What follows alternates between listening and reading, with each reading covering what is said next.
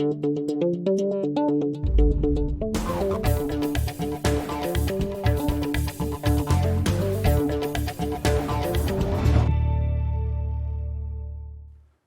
more people died from drug overdoses in Kamloops last month, bringing the total for the year to 38.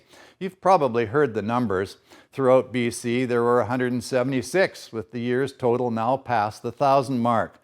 More people between the ages of 10 and 59 are dying from illicit drugs than from disease, suicide, accidents, or murder.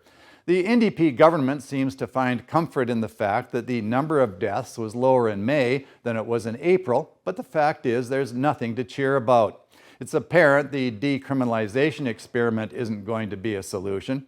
After the latest stats came out Monday, Chief Coroner Lisa Lapointe said decriminalization won't stop people from dying from toxic drugs. Which brings us to the issue of public consumption of legal amounts of those drugs covered in the decriminalization pilot project. After weeks of resistance to opposition calls to listen to municipal concerns about the dangers of public drug consumption under decriminalization, Premier David Eby finally said his government would do something.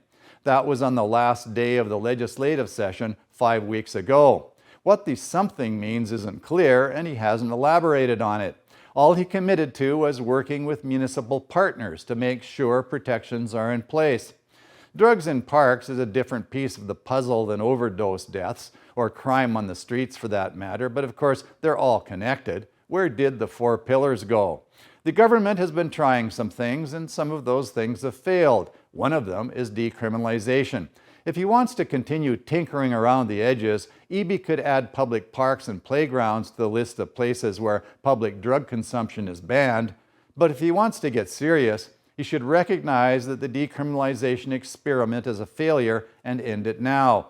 No need to wait 6 months. I'm Rothenburger, the Armchair Mayor.